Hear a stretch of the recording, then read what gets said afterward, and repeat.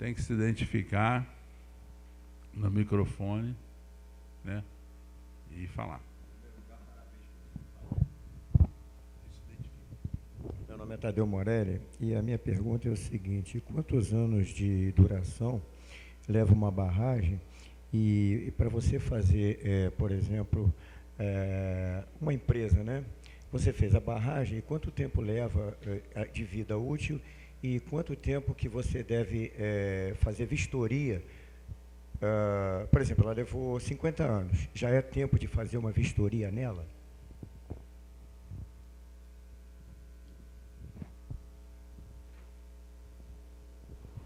Alô? A vida, por exemplo, hoje, leilão, 30 anos. Então, você ganha a concessão para explorar por 30 anos. No passado, isso eram 50 anos, quando era estatal. Mas você tem que fazer, como eu falei na ruptura de Titan, todo ano você tem que estar monitorando a segurança da barragem anualmente, semanalmente. Tem que ter uma equipe. A equipe de operação não é só quem liga a turbina e o gerador, tem equipe de manutenção, de inspeção, tem toda a barragem, uma barragem dessas que você viu aí, Tucuruí, não vou falar dessas aí, com certeza não tem, mas essa aí, todas elas têm instrumentos, né? Medição de pressão, de deformação, e isso tem uma equipe permanente, né?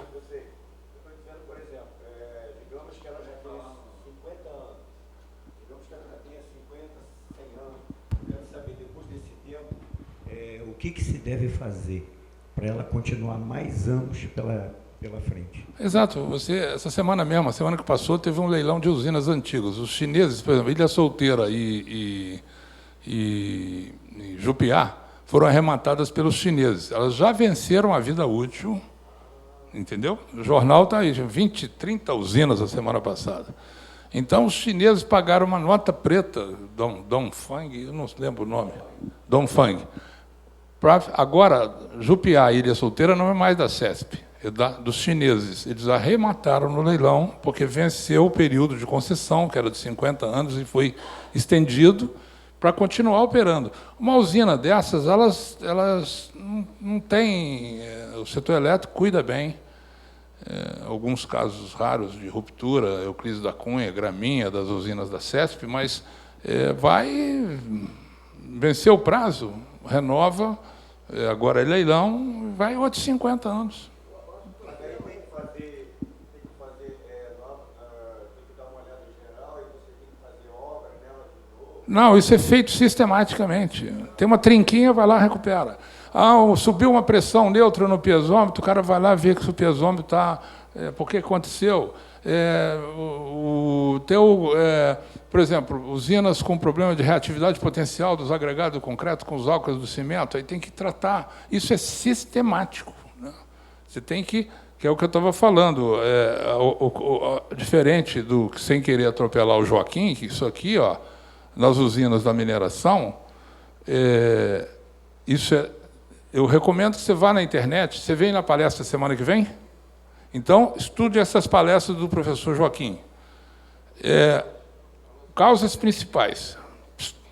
Problemas. Rompem 2 por ano. Principais deficiências. Projeto de engenharia inadequado, supervisão especial. Falta tudo isso, entendeu? Então, você tem que ler essas palestras, porque aí na mineração é outra história, né? Isso aí não é meu, não. Isso eu copiei porque para você ficar... vale, né? Inspeções periódicas de segurança. Está vendo o que você falou aqui, ó?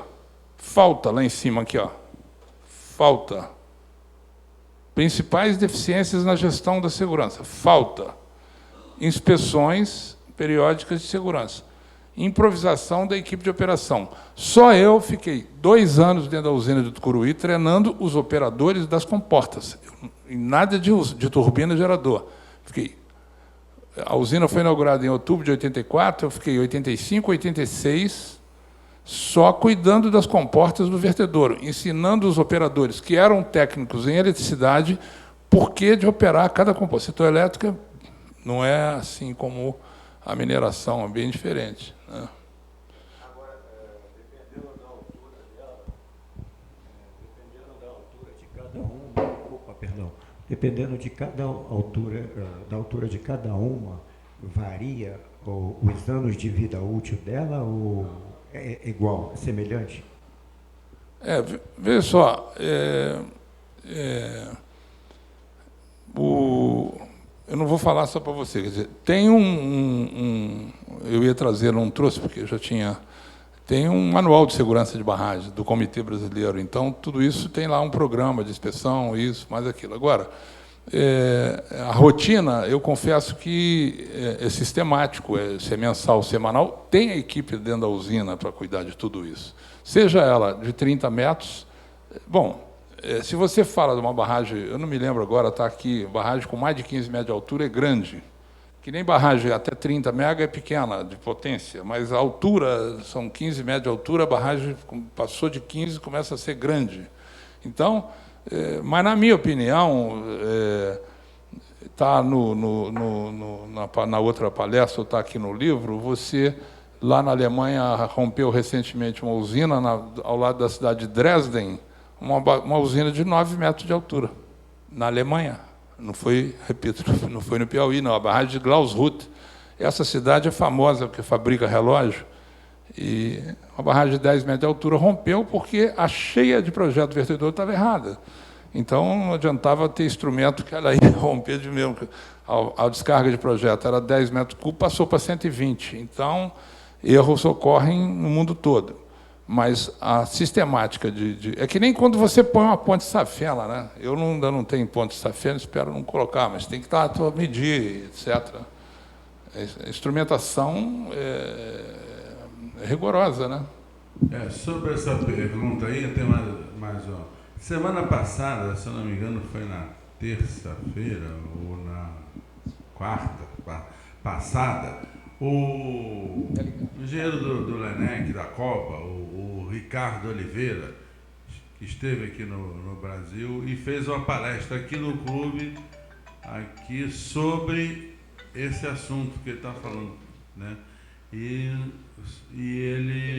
essa palestra vai estar também no site do clube. Demora um pouco para eles editarem, etc., mas depois entra lá no site do clube. E sobre o leilão, o Clube de Engenharia colocou uma opinião, né? Na verdade, o que está acontecendo é que os chineses e outros estrangeiros, não é só chinês, pode chegar aqui, comprar uma usina e começar a vender energia para a gente e mandar os royalties para fora, mandar dinheiro para fora. É lógico que o cara vem aqui para comprar para ter lucro, né? E isso aí.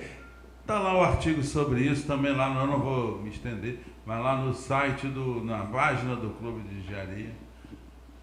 Só para completar aí a questão da vida útil que ele levantou, eu acho que isso também está muito associado ao assoreamento, né? Quer dizer, ele tem 50 anos de vida útil, estou falando do reservatório, não da barragem. Então, 50 anos digamos, o tempo estatal, digamos assim, né? Mas, ao renovar, pode ser por mais 50 ou pode ser por mais 20. Depende do assoreamento que tiver o reservatório. Tá? E outra coisa também, eu não sei, Magela, você está aí no métier, se esses reservatórios que existem no Brasil, se eles são avaliados regularmente em termos de assoreamento, porque o volume útil deve cair com o tempo. Imagino eu, com esse desmatamento em torno, deve reduzir o tamanho do reservatório e o volume. Não, tá? São avaliados. Não são avaliados, né? Não são avaliados. Sérgio Capelão, Sondotécnica. Essa é uma grande questão hoje, porque os reservatórios não são avaliados e hoje a gente não sabe qual é o volume útil dos reservatórios que podem ter deplecionamento, que não são a fio d'água. Então, esse é um dado. Agora, só complementando ali o que o colega falou, a minha opinião é assim, uma barragem não é para durar 50 anos, é para durar 100 ou mais, contudo que seja monitorada o tempo todo. Existe hoje no comitê uma normativa de segurança de barragem que está sendo implantada, é muito recente ainda, E eu tenho a dizer que eu acho, na minha opinião, na minha percepção, ainda é um pouco falha o controle por conta das concessionárias sobre percolações, sobre pressões neutras, sobre se os canais, se as drenagens superficiais, canaletas estão sendo bem tratadas. Isso existe sim. Agora, que existe uma normativa recente do Comitê para a Segurança de Barragem, existe e está sendo feito um grande esforço para ser implantada. Agora, uma barragem não é para durar 50 anos, na minha opinião, é para durar para sempre, contanto que seja tratada. Tem uma coisa em relação a isso, que é o seguinte, né? As barragens antigas, e antigamente, né, se fazia a barragem com um prazo de 50 a 60 anos, era um problema não só de amortização, como também o equipamento. Então, a vida útil do equipamento mecânico e elétrico era 30 anos, que você pode depois modernizar. Não, agora é assim, mas estou falando de 1950, né? Então, se você vê esses documentos aí, então ela era feita considerando que em 50 anos a parte elétrica e mecânica estava obsoleta. Isso aí hoje em dia não tem problema. A parte civil é que é a parte, né, que segura, pode durar 100 anos. Tem um filme, um documentário, passou no Discovery Channel sobre o mundo sem ninguém. Já viu esse troço? Aí, o que vai acabando, né? Então, a primeira coisa que acaba no mundo é tudo que é de metal. Torre Eiffel e tudo quanto é ponte metálica. Depois, as coisas vão se deteriorando, né? A última estrutura de concreto a cair, a ruir, depois... Então, as datas, né?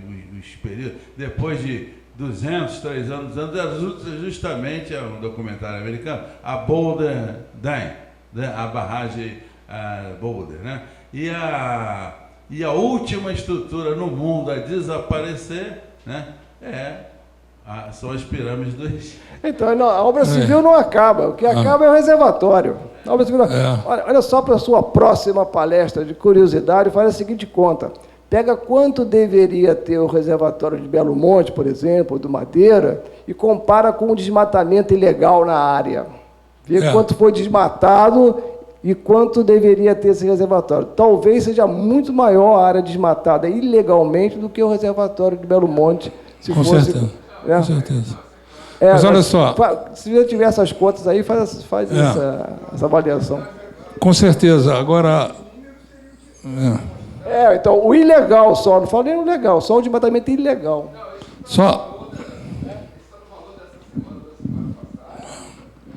Mas você o seguinte,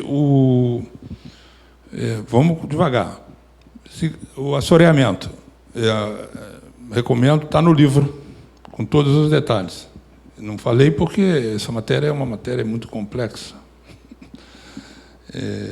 Eu conheço todas as fórmulas que tratam do assoreamento, então, sem ser especialista no assunto. O especialista é o professor Newton Carvalho, da Eletrobras. Ele tem um livro fantástico sobre isso. E o livro dele está citado, e os casos principais dos trabalhos dele estão todos aqui.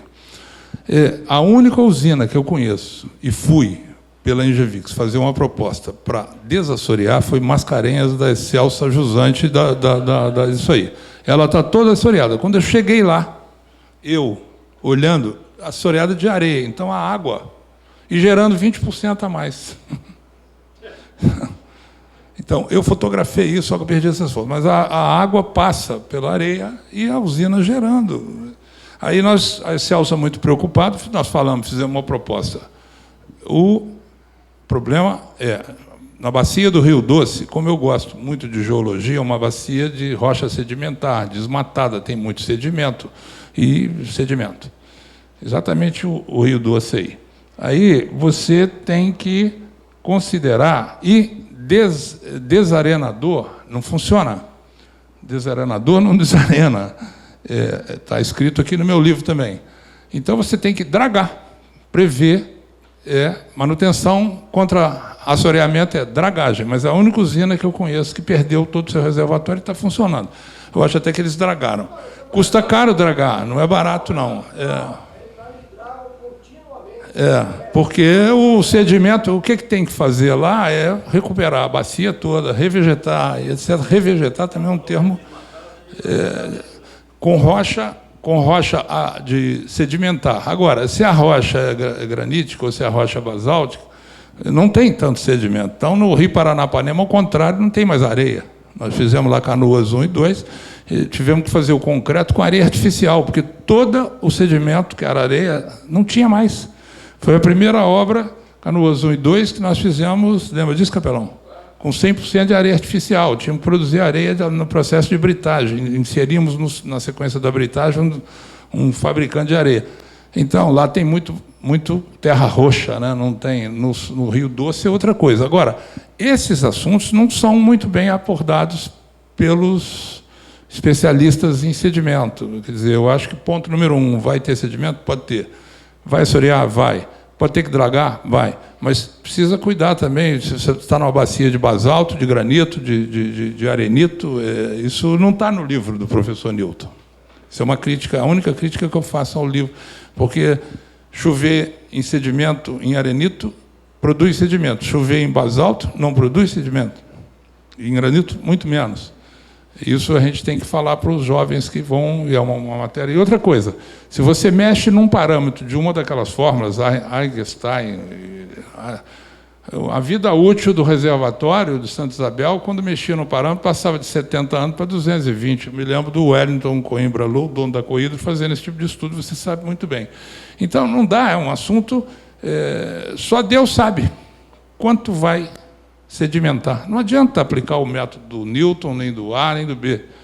Você tem que cuidar da proteção da bacia. Se você está numa bacia de rocha sedimentar, vai ter problema mais sério do que numa bacia de basalto, e por aí vai. Isso não se fala facilmente, né?